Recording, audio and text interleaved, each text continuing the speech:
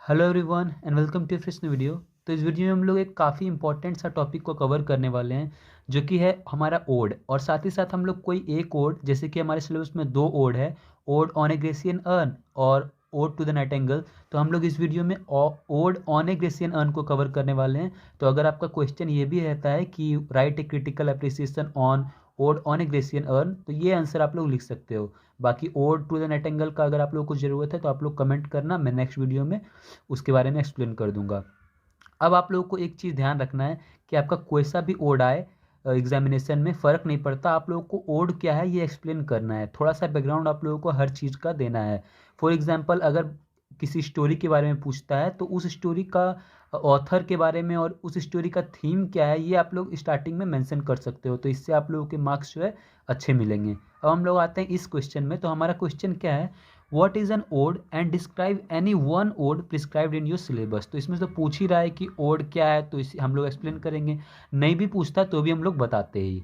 तो आंसर क्या है कि an ode is a type of lyrical stanza. It is nowadays used to classify a fairly long and stately poem written on some public occasion or addressed to some person, thing or personified quality।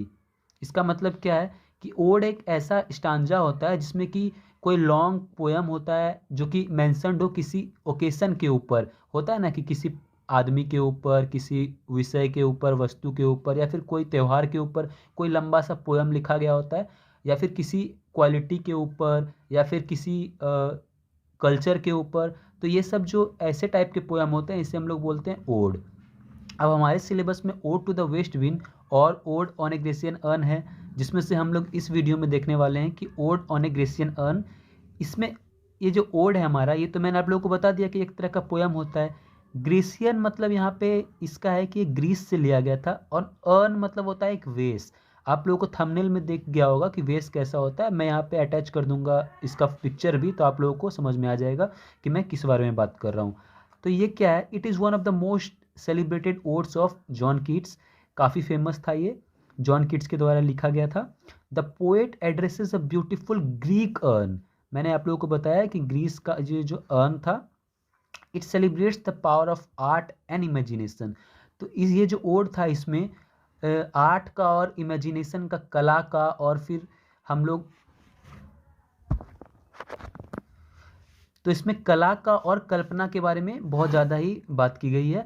Art is permanent and perfect where is, साथ ही साथ इसमें कहा गया है कि art is permanent, यानी कि कला जो है उसे मिटाया नहीं जा सकता, वो परमानेंट होता है हमेशा के लिए, एंड परफेक्ट, और वो परफेक्ट भी होता है, जबकि human life is temporary and imperfect. तो यहाँ पे कंपैरिजन किया गया है कला का जो मनुष्य का जीवन होता है उससे। तो कहा गया है कि मनुष्य का जो जीवन है उसका कोई निर्धारित समय नहीं है, वो कभी भी खत्म हो सकता है, और उसका खत्म होना एकदम, कहते हैं ना मैन इज़ मॉर्टल।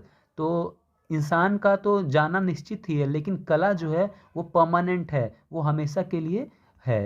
तो जॉन कीट्स यही सारी बातें उस अर्न की मदद से समझाना चाहते हैं। वो कहते हैं कि this unparalleled beauty of the earn is very well expressed by the question marks put at the end of the last few lines of the first stanza. ये जो ओड है इसके फर्स्ट स्टैंजा को आप लोग देखोगे तो उसमें लास्ट में आप लोगों को क्वेश्चन मार्क्स दिखेंगे। ये जो क्वेश्चन मार्क्स है वो उस अर्न के अनपैरेलल्ड ब्यूटी को दिखाता है, यानी कि कोई भी खूबसूरती इससे मैच नहीं कर सकती। नेक्स्ट है, there are pictures of trees, a piper and lover on the urn. अब वो जो अर्न था उसके ऊपर कुछ पिक्चर्स हैं, किसके, पेड़ के, एक पाइपर के जो कि बजाता है ना एक बांसुरी टाइप का इंस्ट्रूमेंट वो, और लवर्स ऑन द अर्न, और लवर्स का पिक्चर है। तो पोएट इससे क्या बताना चाहते हैं, जॉन कीट्स बताना चाहते हैं कि वो जो पिक्चर है उसमें जो पेड़ है वो पेड़ तो हमेशा अब हरा ही रहेगा, क्योंकि वो आर्ट है ना, कला है, उस पर एक बार ड्राइंग कर दिया हरा, अब वो तो हरा ही रहेगा, पत्ता थोड़ी झड़ेगा पिक्चर का। उसी तरह से जो पाइपर है ये बजा रहा था तो वो बजाते ही रहेगा, और जो लवर्स थे जो उस टाइम प्यार कर रहे थे वो फोटो बना दिया दो लवर्स का, तो वो लोग हमेशा ही प्यार करते रहेंगे। लेकिन but this does not happen in real life. Real life में ऐसा नहीं होता। रियल लाइफ में हम लोग कुछ कह नहीं सकते कि कब तक चलेगा। Art captures a moment and makes it permanent. तो इसीलिए कहते हैं कि जो कला है ये एक मोमेंट को कैप्चर कर लेता है। फॉर एग्जांपल अगर वो जो लवर्स थे वो प्यार कर रहे थे तो उस मोमेंट को कैप्चर कर लिया और इसे परमानेंट बना दिया। अब वो जो आर्ट है वो कला में हमेशा के लिए वो परमानेंट हो गया है। तो this sense of beauty has been further strengthened by using the line. तो इसी खूबसूरती को जॉन किट्स किस लाइन से दर्शाना चाहते हैं कि heard melodies are sweet but those unheard are sweeter. आगे बढ़ते हैं। The life depicted on the urn is perfect. तो जो लाइफ दिखाया गया है, दर्शाया गया है उस अर्न के ऊपर, वो एकदम परफेक्ट है, जिसमें कि कोई भी दुख नहीं है। And away from human sorrows with time the present generation will become old. लेकिन समय के साथ जो अभी का जो जनरेशन है, हमारा अभी का युग है, वो बूढ़ा होता जाएगा। But the urn will be a friend to every upcoming generation. लेकिन ये कहते हैं कि कोई सा भी जनरेशन आ जाए, कितना भी नया जनरेशन आ जाए, ये अर्न जो है उस सब का दोस्त रहेगा। It will pass them a good idea that in art.